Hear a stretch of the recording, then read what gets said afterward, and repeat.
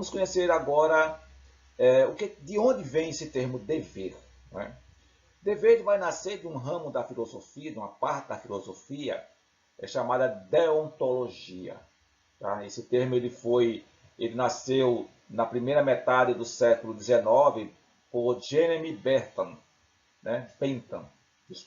Jeremy Bentham. E ele criou esse termo para que pudesse identificar um ramo da parte ética, né? Onde o objetivo da deontologia seria estudar justamente os fundamentos dos deveres e das normas morais, certo? A deontologia também é conhecida como a teoria do dever. E vai ser um dos principais ramos aí da ética normativa. Né? Então, quando a gente tem por ética normativa, já entendemos que é a questão moral, que são as normas, né? Que são aquela que vai dar o entendimento da valoração da sociedade, que seria, no nosso caso, aí, um estudo para a questão da axiologia. Então, a deontologia, podemos dizer que ela é uma filosofia que vai fazer parte da moral, mas de uma moral contemporânea. Tendo em vista que nós já estamos aí falando da primeira metade do século XIX, né, essa contemporaneidade vai significar, no aspecto mais prático, que vai ser uma ciência que vai estudar justamente a obrigação. Então você vai perguntar assim, mas Edson, o dever é uma obrigação? Sim, o dever é uma obrigação. Como direito também, ele é uma obrigação. Tá? E aí o dever, ele parte de uma obrigação, mas não é qualquer obrigação. Não é no sentido de opressão. Né? Nós estamos vendo que o direito, como é um contexto moral, né, normativo, ele também vai nascer lá atrás de um contexto ético. Então, a deontologia vai fazer esse tratado, onde vai trazer essas posições morais, tá? E vai determinar ao indivíduo, dentro dessa sua condição de deveres, certo? As suas escolhas, não é? Aquilo que moralmente lhe é necessário, aquilo que lhe serve para lhe dar um norte que ele deve seguir.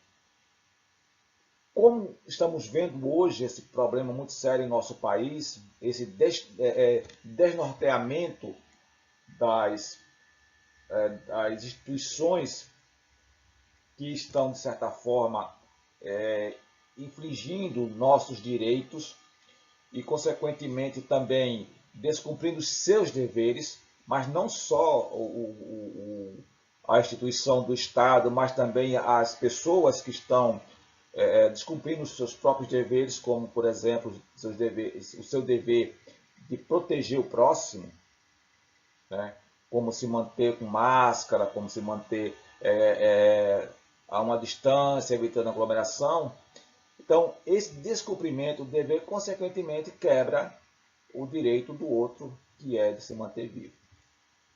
Tá?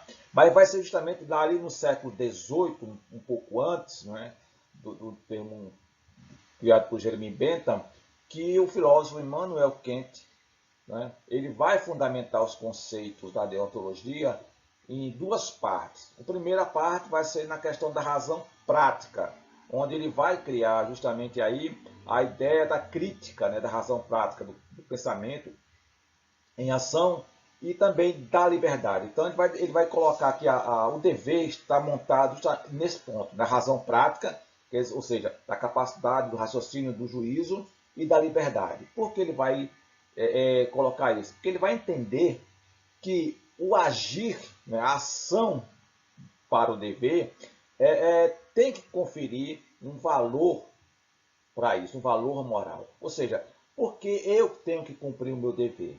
Porque, por exemplo, eu tenho que pagar os impostos. É um dever do cidadão pagar o imposto. E por que eu tenho que fazer isto? Certo?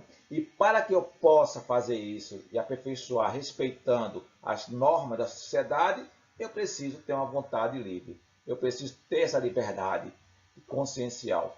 Embora que o termo imposto já implica que não é bem uma liberdade, né? Essa vontade livre que você tem. Ninguém, pelo menos aqui no nosso país, ninguém paga imposto porque quer pagar. Né? Eis aí o nome, né? Imposto. Né? Claro que essa condição do dever, ela não se restringe tão somente ali à pessoa, mas ela se estende à sociedade, como nós já falamos isso várias vezes aqui, principalmente quando tratamos da questão profissional. E nessa questão profissional, a deontologia ela vai ser uma ciência que vai determinar as regras que tem que ter um cumprimento, né, no exercício da profissão. E que para muita gente vai se chamar o código de ética, o código de conduta. Na verdade, nós vamos ter aí a prática da deontologia profissional. E essa prática é muito importante porque vai nortear o profissional para ter um caminho a seguir. Vamos dar um exemplo, como hoje alguns conselhos, né, federais, ele institui que o profissional é que deve decidir a sua conduta frente ao seu cliente, ao seu paciente.